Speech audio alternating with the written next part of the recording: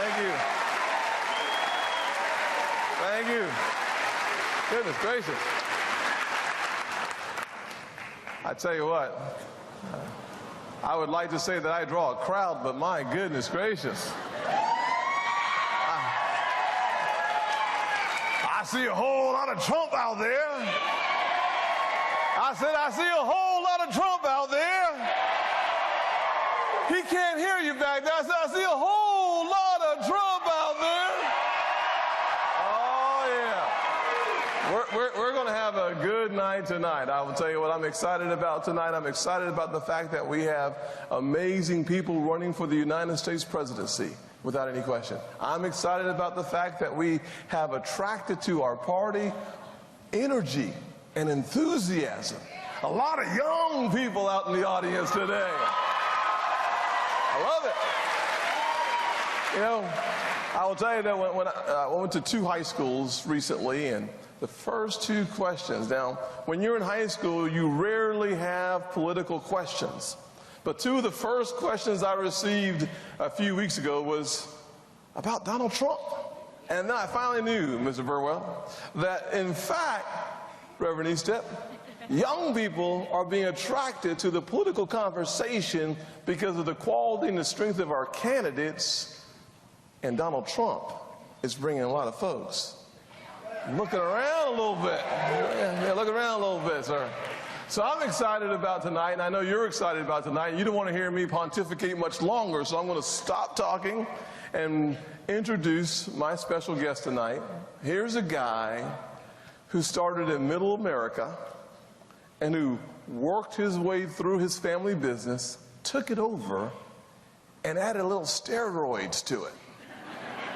I know that we have some amazing folks running for president, but here's a person who understands business. Would you agree? Here's a guy that brings an independent perspective to the political process. Would you agree? So why don't we welcome to the stage Donald Trump. Wow. Beautiful.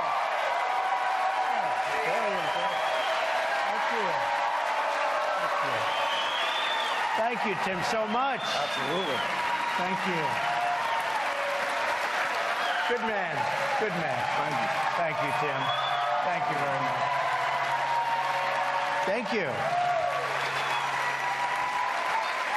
Well, we just had an amazing day. I was in a different part of the state, and we had some incredible people. And I love the people of South Carolina. This is a special love.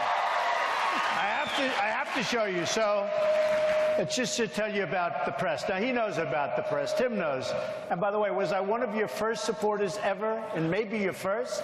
You certainly were. Before he was, who knows, before he became this big shot, right? You were. And you know what? I feel front very of well the justified. conversation. We're proud of Tim, that I can tell you. Thank you, sir. Thank you. So we just got these poll numbers and doing great in South Carolina, 39%. Do you believe this? 39. And second, I won't tell you who, but second is 20, and then they go down to 11. I mean, we're doing pretty well. We have to get, if we could call for the election tomorrow. You know, in some countries, you can call for the election. Let's do it. Do it tomorrow. And one of the other things I was explaining to Tim before, because it's sort of funny, the big headline in Florida, Rubio, who, by the way, has the highest in the entire Senate. Maybe I'm not supposed to say this, but he missed more days than anybody else in the Senate. So listen to this. Rubio passes Bush in Florida poll. Now, this is the headline. Nice, right? People are happy about that. I'm even happy about that, but that's fine. Rubio passes Bush in Florida poll. I said, oh, that's too bad. I thought it'd do great in Florida. So that's your headline. And then I read the story. Donald Trump is leading 31.5. Do you believe it? No, it's crazy. Rubio is at 19.2 and Bush is 11.3. They don't even put me in the headline, and I'm crushing it. So you'll all figure that out. The press is very dishonest. Not all of it, but much of it. I just want to say it's an honor to be here. And Tim asked me to be, and I tell you what, he's a special person. And anytime he wants me to come to South Carolina, I'm here. And if you, I mean it. And he's going to grill me now. You know, this is, I said, am I supposed to make a speech? He said, no, this is question and answer. I said, good, that's easy. I like that better. But let's see how tough. I hope he's not going to be like Mike Wallace of the old days, right? So let's sit down. Thank you all very much. Great. Thank you for being here. Thank you.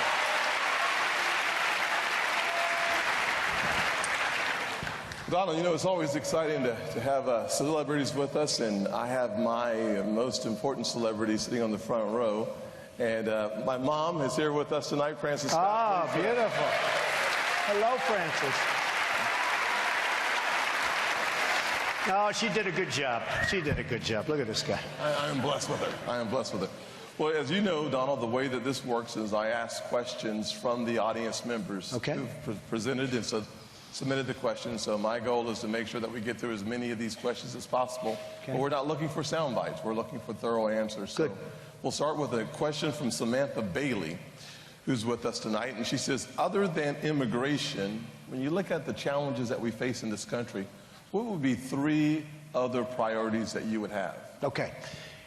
We have to get rid of at least some of the debt, if not all. We're up to $19 trillion, and we have a country that's in serious trouble. I want to get rid of Obamacare. We want to repeal it. And we want to replace it. We want to replace it with something terrific. And we have a lot of options. There are so many options. And I don't know if you see, your premiums are going through the roof, right? I mean, they're going through the roof. They're up 40, 50%. One person said to me yesterday, 55%. And I think a third thing, Tim, could be the military. We want to build up the military as part of that. And I say it all the time. I think it'll be my strength. You know, everyone says jobs will be my strength, and I think that will be. CNN did a poll. I was through the roof on jobs and leadership, and a little bit less when it came to personality. Can you believe it? But I said, what difference does it make? We got to win. We have to win a little bit. The other thing so important is the military, and very, very important, taking care of our vets. Our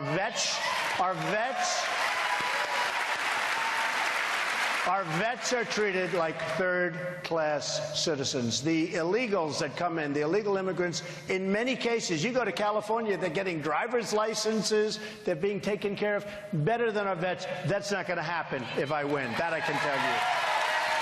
Thank you. There are so many people who have had the same question. I know one, Odette from Hanahan, and others had a similar question on the issue of immigration. Securing our borders, without any question, is one of your top priorities that we've heard you talk about.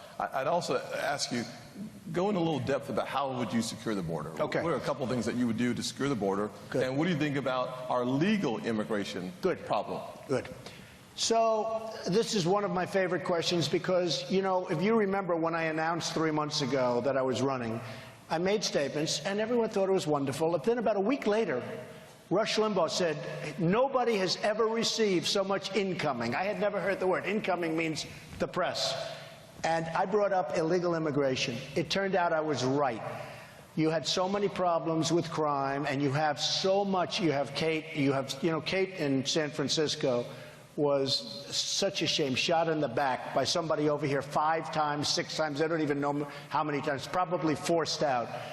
But you have Kate, you have Jamil, you have a woman 2 weeks ago in California who was 66-year-old veteran, raped, sodomized, and killed by an illegal immigrant. And you have thousands of these cases. It's a horrible problem. You have the drugs flowing across the border, and you have our money flowing out. You know, we get the drugs, they get the money. And frankly, I think that, you know, Tim's bringing that up as the second question. A lot of times it's the first question. If I weren't involved, if I weren't in this campaign, if I were sitting in New York doing nothing right now, which would be easy, and a lot of people said, why would he ever run? He's got like this nice life, but we want to make America great again. And it's so important. But I think if I didn't run, you wouldn't even be asking the question on immigration, because it was a question that nobody was even thinking about. Nobody was even thinking about. And I watch these politicians, we're excluding Tim, by the way, but I watch these politicians, and they're all talk, they're no action, nothing would ever happen. Believe me, we're going to have a strong border. We're going to have a wall, not a wall where you buy a ladder that's 10 feet and you go over the top. This is going to be a wall, and it's going to come in at the right cost, and Mexico's going to pay for the wall. Believe me, Mexico's going to pay for the wall. And just to finish, I love Mexico. I love the Mexican people. The Mexican leadership is too smart for our leadership. They're cunning, they're sharp, they're smart. We have people that don't know what they're doing. And we are going to have great negotiators that know what they're doing. And we're going to make fair deals. Right now, I was telling Tim before, I asked some of my people, go back, what is the trade deficit, as an example, with Mexico? It's like $45 billion. $45 billion. And then they say, oh, you can't get $45 billion? We can get them to pay for it. Believe me, anybody in this audience, as a messenger, can do that. What's the trade deficit with China? It's almost $400 billion a year. $400 billion. What's the deficit with Japan? It's almost $70 billion. Are we crazy? That won't happen with Trump, believe me.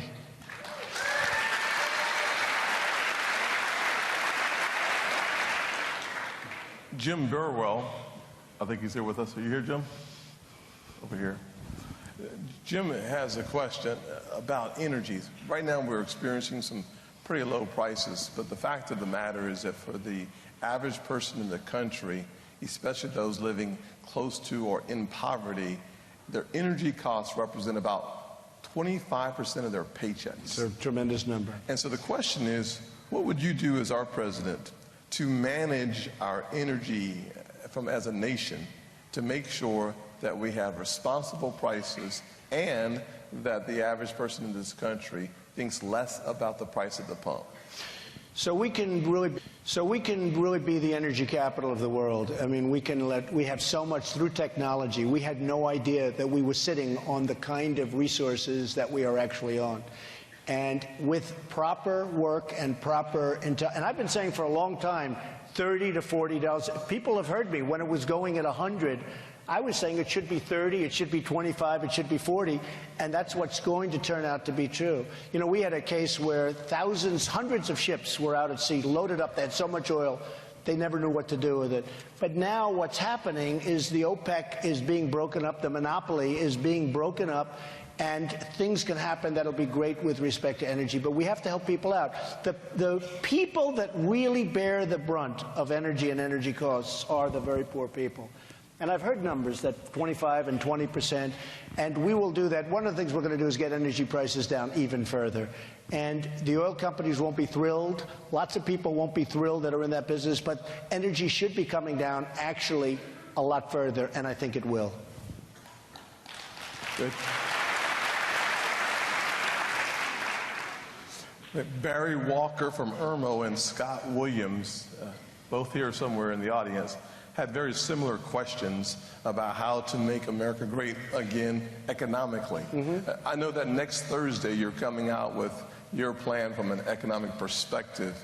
If you were to give us a glimpse of what we can expect from Trump in the White House for reviving jobs in America, what would that look like? So my whole life, I've been working to build a great company. I built a truly great company, some of the great assets of the world, Doral, Turnberry in Scotland, Trump Tower. I mean, so many great assets, 40 Wall Street, opposite the New York Stock Exchange, many, many iconic and wonderful assets. And I built a net worth that's over $10 billion with tremendous cash flow, with very little debt, and it's an amazing company. And I will tell you that we have to do that now. Other people have to go out. They have to do it. They have to, you know, you need the American dream. And I talk about this all of the time. And again, the press, I'm afraid to say, and I never say, the American dream is dead, because they always cut me off. I say the American dream is dead, but we're going to make it bigger and better and stronger than ever before. And my wife comes home, I say, what's wrong? She's like very upset. I say, what's wrong? You shouldn't say the American dream is dead. That's too harsh. I said, you're right, but I didn't say that. I said the American dream is dead, but we're going to make it bigger and better and stronger than ever before. So I turn on the television, TiVo. It's nice to be able to see what happened 20 minutes ago, right? Yeah. I turn on, and they have Trump the American dream is dead, and I get cut. I say, wow, that's terrible. Look, we're going to make the American dream, we're going to bring it back. We're going to bring it back so that people can really dream again. I have so many people saying that you can't do this anymore. You can't build these great companies anymore. You can't even build small businesses because of regulation. And I mean, I could name hundreds of bills. You look at the regulations that you have to go through to even put up a house, let alone do a business. And we can get rid of probably 75% of the regulations, and in many ways more than that. So we're going to bring the American dream back to this country. We're going to create jobs because we're going to take them back from China, and we're going to take them back from Japan, and we're going to get along with China and Japan. What people don't realize, you know, we don't have our negotiators. We have people that are political hacks. We have people that gave contributions and they get jobs in the government. You know, I'm self-funding, by the way. I don't know if I get any credit for this. I don't know if I get credit, right? I really don't. I feel foolish. People come, they want to give millions of dollars to my campaign. I say, I'm not taking it. I really don't. I feel foolish. You know, it's just like sort of, it's not the way my mind works, right? Guy wants to give me millions of dollars. I sort of take it. I'm supposed to. So I feel a little bit foolish. I don't know if I'm self-funding. I'm the only one that's self-funding. All of these other people, and you know, I'm finding the PACs. These PACs, it's ridiculous. They're controlling the politicians. The PACs are controlling the politicians. I think it's terrible. And people are putting now money into the PACs, millions, and they don't like Trump. I have all these ads against me, paid for a PAC, and the candidate, of course, doesn't know about it. Yeah, right? They put their best friend in charge of the PAC, they put their lawyer in charge of the PAC, and they never, ever speak. I got to tell you, it's disgraceful, and they're breaking the laws, but the PACs are now controlling everything. And the people that contribute to the PACs are really on a they're on a razor edge, but the candidates are being controlled by the PACs. I'm self-funding. I'm putting up my own money. When I fly here, I'm paying for it 100%. That's the way it is. That's the way it is. I do say one thing. I do say one thing, and I always preface it by saying, however, I love the tiny, I have a woman contributed like $7.40 with a 3-page letter. I have people that do contribute to my campaign. It's not a lot of money, but I love where the worst thing I could do is send back small amounts of money. So we accept small amounts of money because they're investing in the campaign, but they're investing for the good of the country. They're not investing millions of dollars where they want to, you understand what I'm saying. Frankly, and I was saying to somebody, people are giving 100, 200, 500. If I sent back those checks, we don't want your money, it's almost insulting in a certain way. But those are the people that love the country. The people that give millions of dollars, of which I've been one over the years. I mean, nobody knows the system better than I do, folks, I must tell you. That's why I'm coming at it, he knows, I'm coming at it from a point of advantage. Because I was on the system, and the system's a tough system. And when somebody's giving millions of dollars to a politician or a PAC, and when that politician's in office and they want something done, they're not thinking about the good of the country. They're thinking about the good of that donor, especially if they're not finished running for office again. So I'm the only person, I'm the only one running, to the best of my knowledge, that's self-funding, and that's the way I want to keep it. Thank you. Thank you. Haley Mitchum from Spartanburg has a question. As you look at our foreign policy and, frankly, the failure of our foreign policy, the so-called red line in Syria, Terrible. leading from behind, is, in my opinion, has contributed to the Syrian refugee challenge that we have. If you were our president, how would you address the Syrian refugee issue? So this is an interesting, because I know a lot about Syria, I know a lot about what's happening, and I have a good chance. I mean, based on all the polling, I have a very good chance of winning. I hate to give all this information out. Does that make sense? You know, can you imagine General MacArthur, General Patton, here's what we're going to do. In the case of Syria, we're going to, first of all, you have Syria, you have Russia now going into Syria. You have Russia wanting to fight ISIS. Let them fight ISIS. Let them fight them. And Tim may disagree with us. I can understand that. So Russia wants to fight because they don't want ISIS coming into Russia. They have an obligation to fight them in a certain way as much or more than we do. The other thing you have is Syria, Assad is our enemy, okay? ISIS is our enemy. They want to fight together.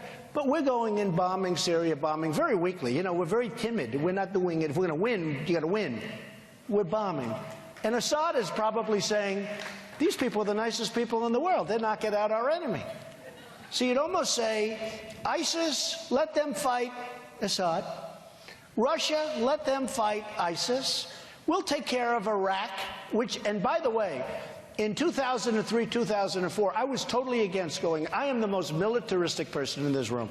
I believe I'm going to have a military so strong nobody's going to mess with us. And you've heard me say that. Nobody. Nobody. But you've got to know when to use it and when not to use it. We went into Iraq, and I said, a big article in 2004, July, in Reuters.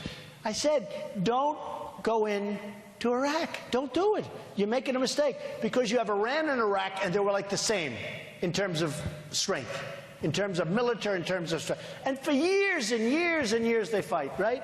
And it goes this way, this way, this way, but they counter each other. Now we've knocked the hell out of Iraq, and Iran is taking over. And it's exactly, I wish you people in the room would go pick up Reuters 2004. I said the following. If you destroy Iraq, which we did, we just wiped it out militarily and every other way. They're very weak, obviously, and very dishonest, by the way. The government of Iraq, nobody even knows they take the money. And they are right now talking to Iran. It's going to be a merger. We spent, by the way, $2 trillion. Thousands of lives lost, thousands. And by the way, on both sides, unbelievable amount of lives lost. But thousands of American lives lost. And wounded warriors who I love all over the place, right? We have nothing. We have absolutely nothing.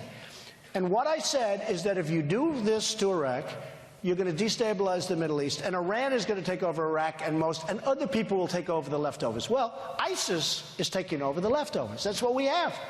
It all came out of Iraq. ISIS came out of Iraq. But then I say, I ask these questions, and they're saying, what would you do? Like Tim just asked. And I'm sort of saying, like, I don't want the enemy to know. You know the word unpredictable? Somebody wrote an article about me a few weeks ago. It was a really good article. It was a business article. And one of my opponents said Donald Trump is totally unpredictable. It was actually meant to be a compliment because I beat them on something good. I love to win. Don't we love that? I love to win. Anyway, I beat this group. And they said he's a totally unpredictable person. And I said, that's actually a great compliment. You want to be unpredictable. You don't want to be sitting here telling Tim tonight, well, here's what I do. I'd go here, I'd go there, and let him not know what you're going to do, right? Don't you think so? I think it's terrible. And here's what happens. Then I get these lightweights like Rubio. He gets up and he says, well, Donald Trump didn't talk about foreign policy. I don't want to tell too much. You know, I don't want to tell too much. I told the story. You know, he's right. He's fighting, but he's been saying, well, he doesn't know. These guys sit in the Senate, even though he misses most of the votes, by the way. But he sits in the Senate. He listens to this stuff all the time. I'm out working, producing jobs all over the place, and building a great company. But here's the thing. I don't want to talk too much about what I'm going to do. And then the press comes out and says, well, he wasn't specific. Hey, I went to the best school. I went to an Ivy League school. I was like a good student. Everything was good. They talk about not specific. You don't want to be too specific. You don't want the enemy to hear what you're doing. And, you know, when I see Obama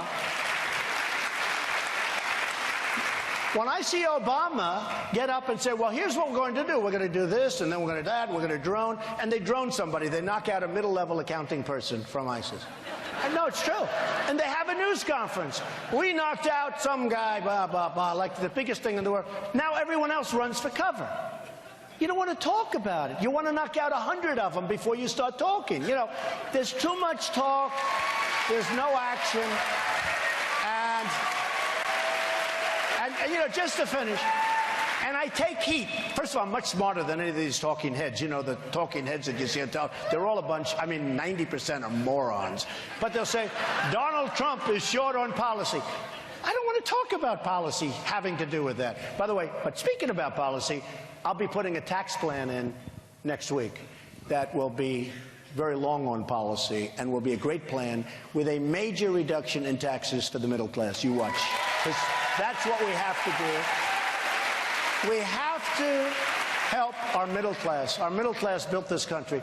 We have to help our middle-income people.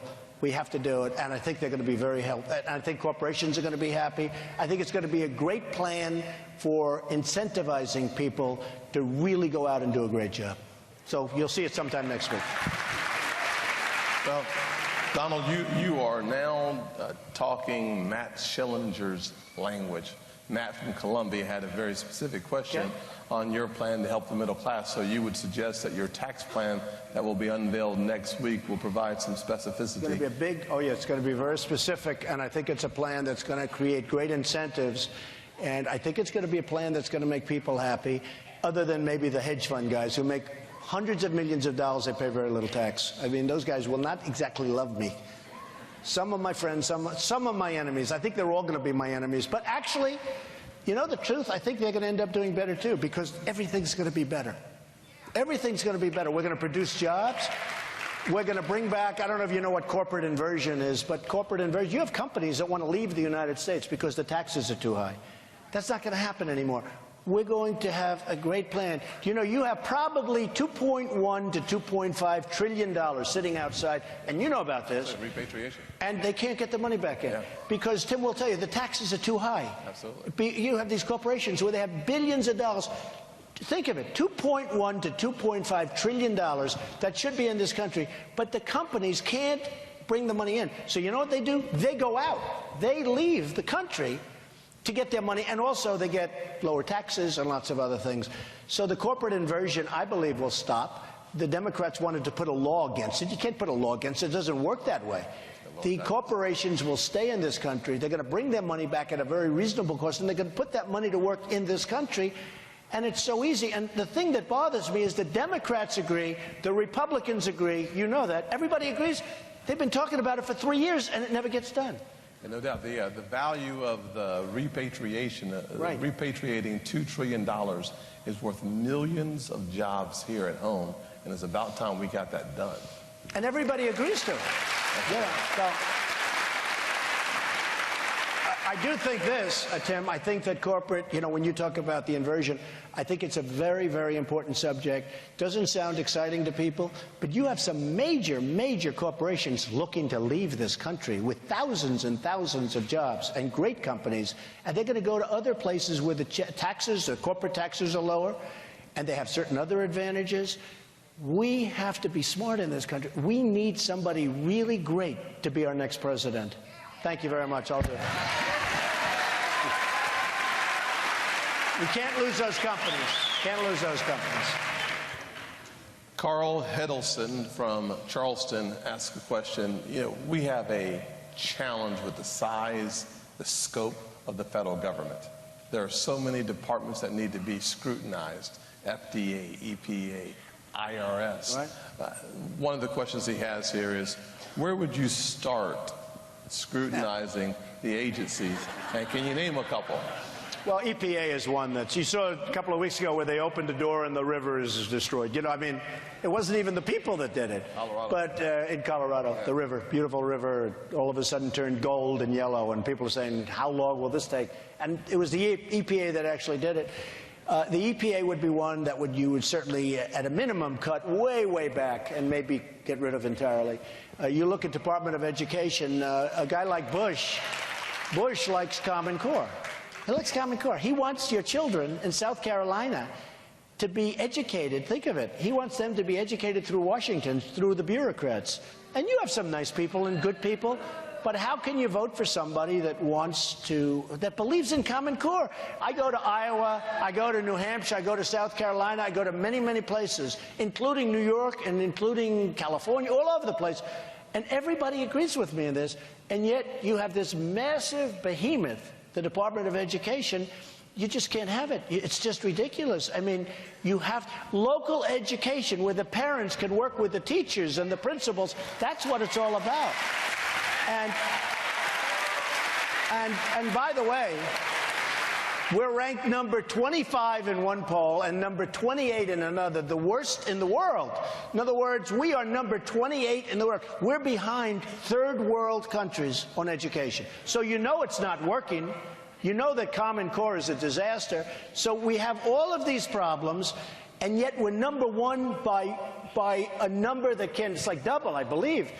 You're double in terms of cost. So we spend the most per student by far, not even close, and yet we're number 25 and number 28 in the various rating polls. It's crazy. So Department of Education would be another one. Excellent, excellent. Like that. Kimberly Ferguson from North Augusta has real concerns with the effects of the Iranian deal. What an awful atrocity on the world. It is awful, without any question. How do you intend to help protect Israel under a regime that is moving very quickly towards a nuclear bomb? So the Iranian deal is one of the worst contracts I've ever seen of any kind, nothing to do with countries or anything. It's the most incompetently drawn document I think I've ever seen. It's a one-way street. It's going to lead to nuclear proliferation as sure as you're sitting there. It was done by people that don't have a clue, and it's a disgrace. We don't even get our prisoners back. I mean, in all fairness, can you imagine? We have 4 prisoners over there, and they don't even ask them. They said, we can't do that because we don't want to complicate the deal. We're giving them back. Think of that. You'd walk in if it's you. By the way, who would you rather have negotiating, Trump or those clowns that are negotiating right now? Okay? Trump. I mean, honestly, they asked Kerry, you know, as he was recovering, the guy's in a bicycle race. He falls off a bicycle, 73 years old. He's in a race. He's got the helmet. He's got the whole deal. He's got patches. He falls off. He's our chief negotiator. He's in a bicycle race. I tell people, I promise if I'm president, I will never go into a bicycle race. I promise. You know why? I'll tell you what, I won't have time. I'll be working. I'll be working. But, you know, there's a couple of clauses. First of all, the 24 days everyone knows, but that doesn't even start, you know, the inspection period. That doesn't even start. The clock could keep it much longer than 24 days. These guys could clean up and you wouldn't know a damn thing, despite what they tell you. But there's so many elements. But one of the elements, when Tim mentions Israel, there's sort of a clause in there that nobody's really understanding, that if Iran gets attacked, we have to help them. Now you say, what if Israel attacks them? Are we supposed to be fighting Israel? This is the most incompetent agreement that anybody has ever seen.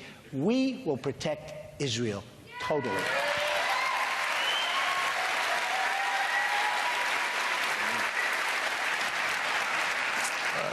Donald, you're alluding to, I believe it's Section 10, where the language is ambiguous on what our responsibility is, and certainly some have drawn that conclusion.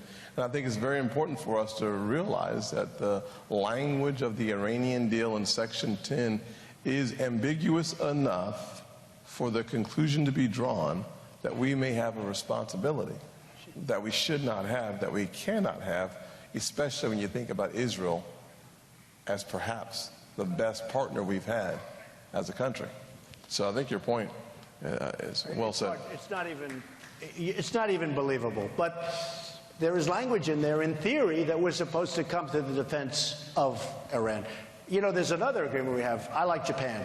We do a lot of business with Japan, great. Of course, it's totally unbalanced, and we have that huge trade deficit. But we protect Japan. We protect everybody.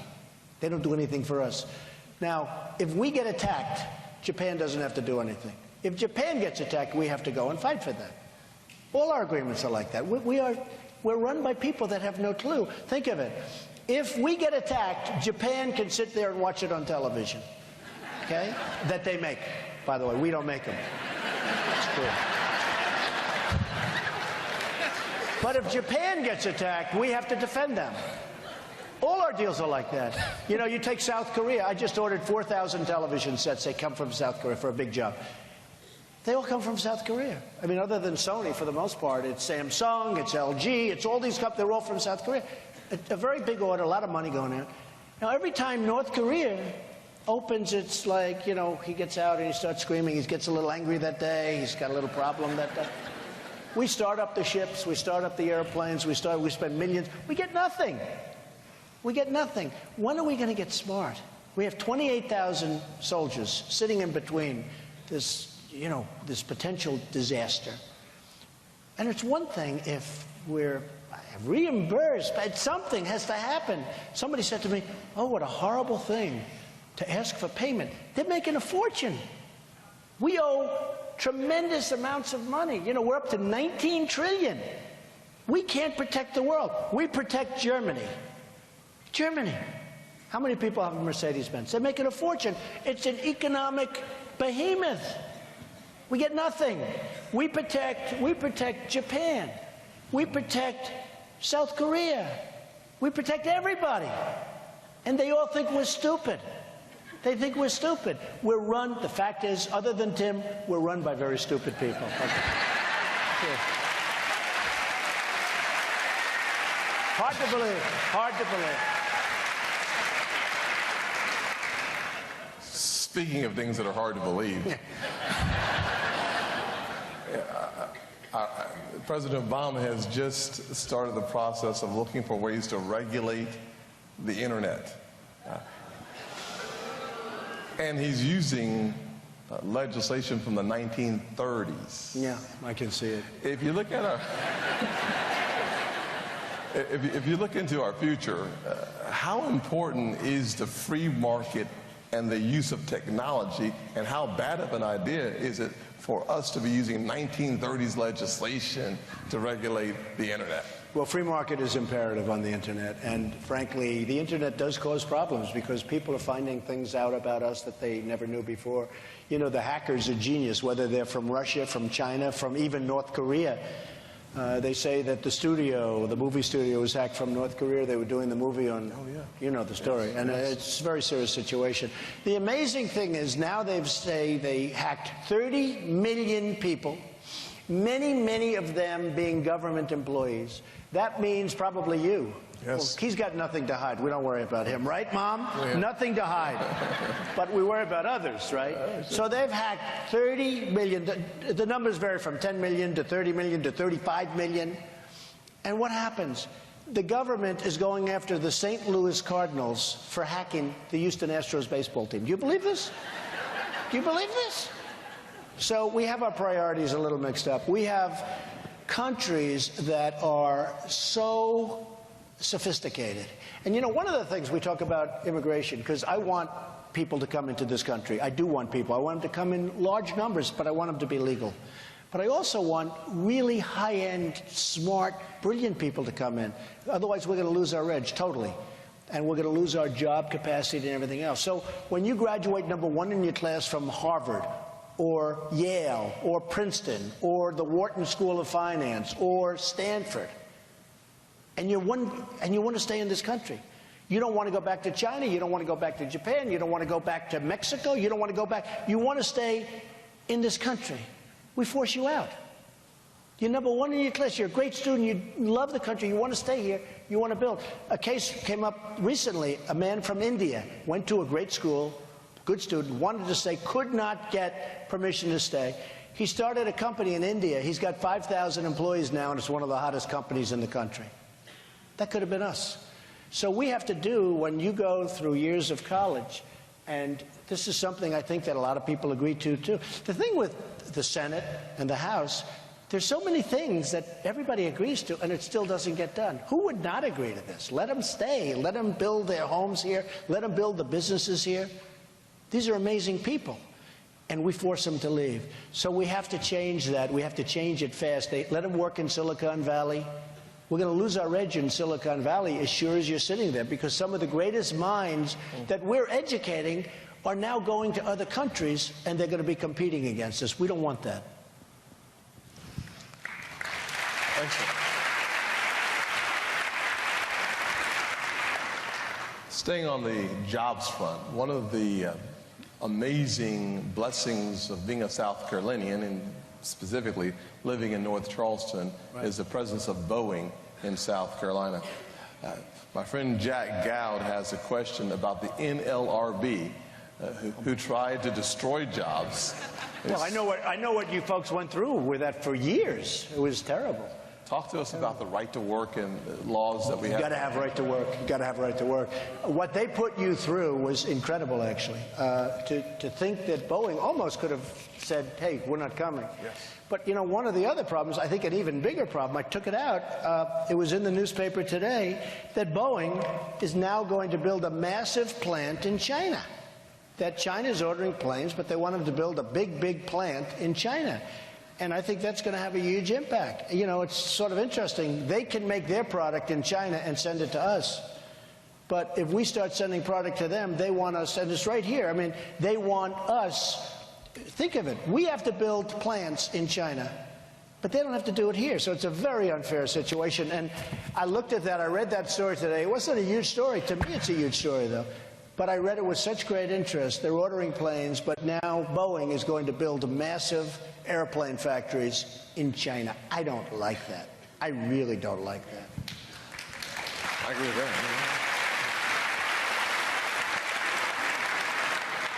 We're down to our last 2 or 3 questions. Good.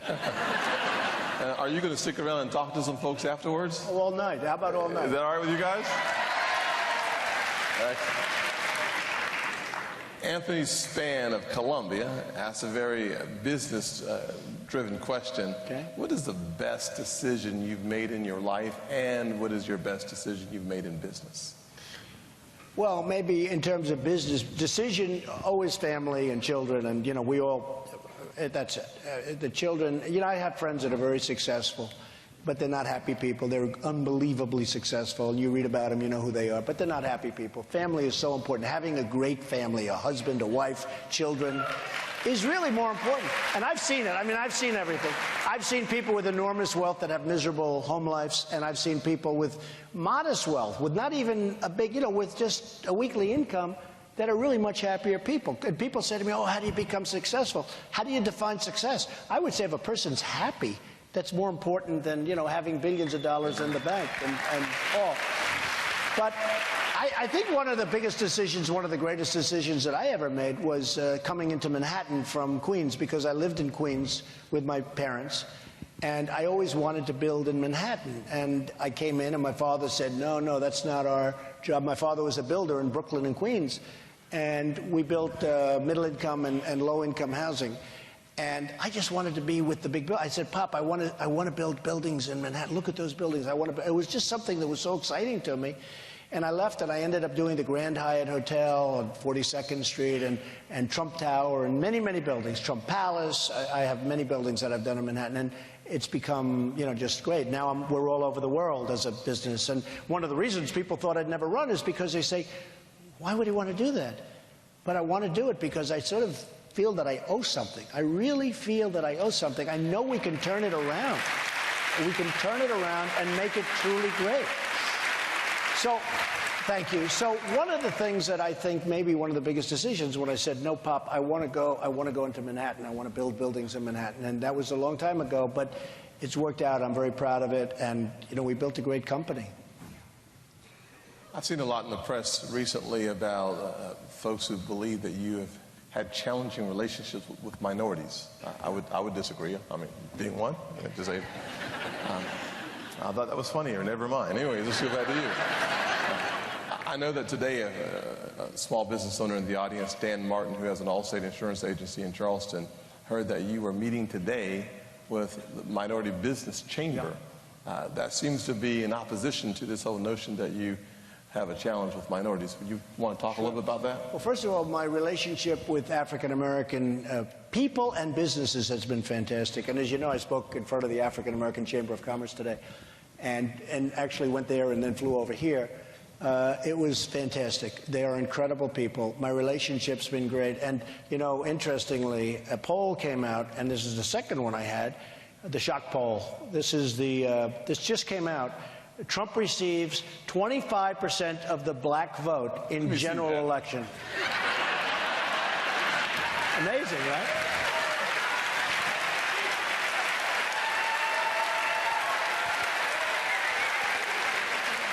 Right?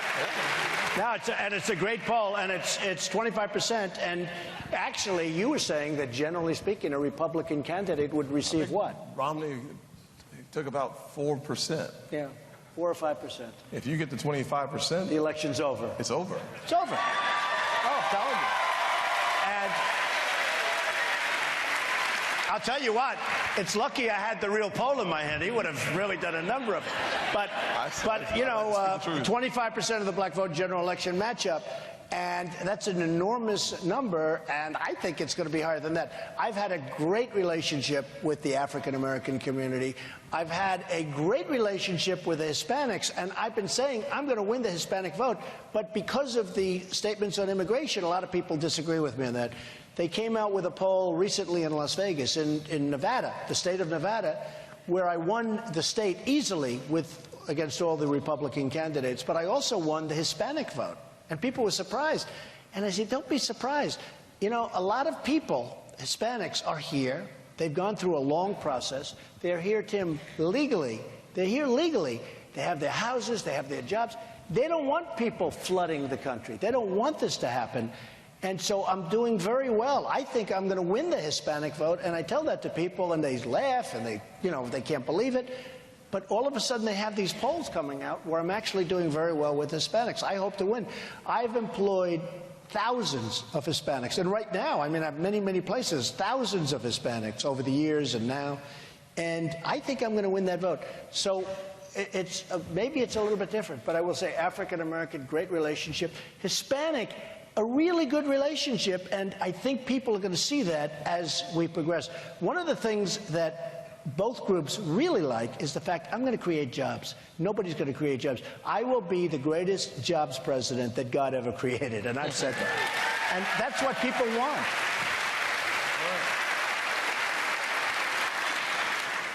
Two questions, and then I'll let you close it up for us.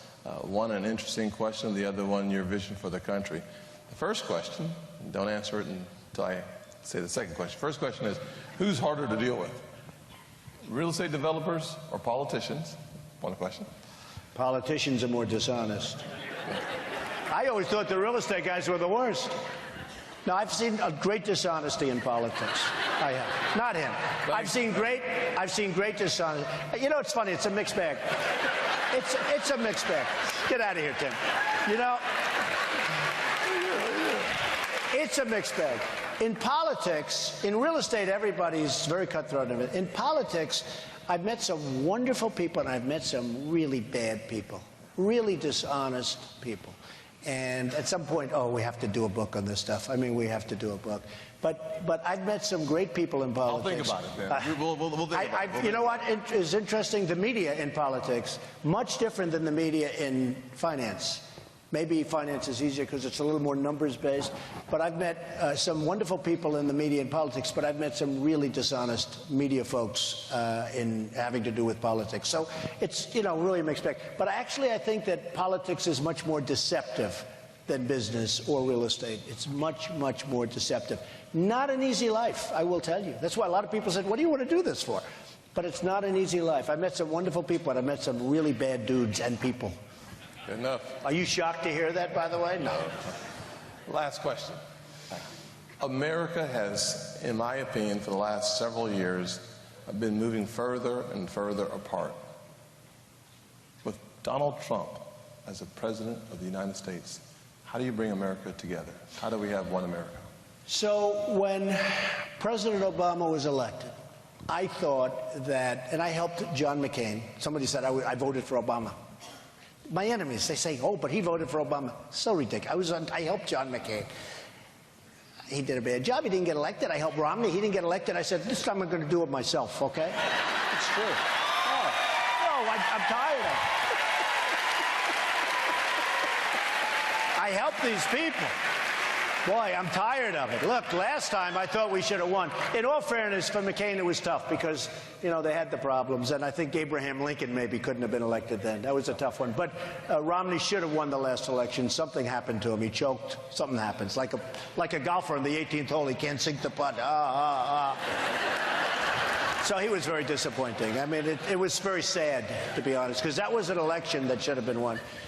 But I thought that President Obama, the one thing I felt he would be a great cheerleader for the country. And I thought he'd bring the country together. And honestly, there's probably a divide right now in the country, the likes of which we haven't seen for many years. You know it better than I do.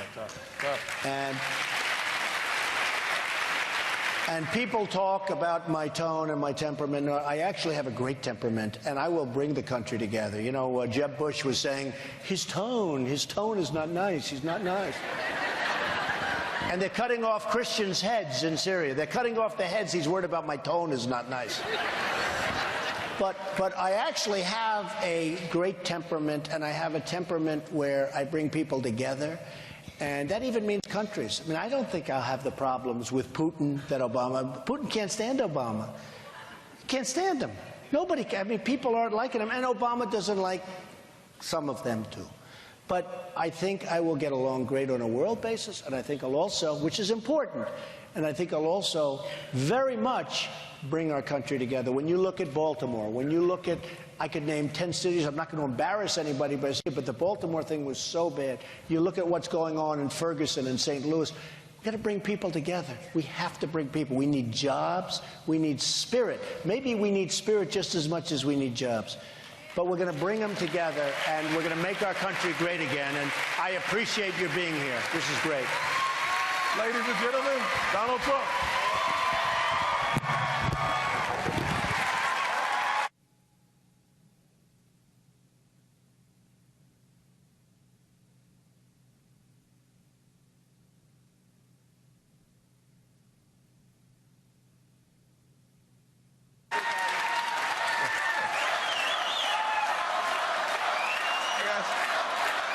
Good, thanks for coming out. Good to see you guys. Hey, man, how are you doing? Yeah.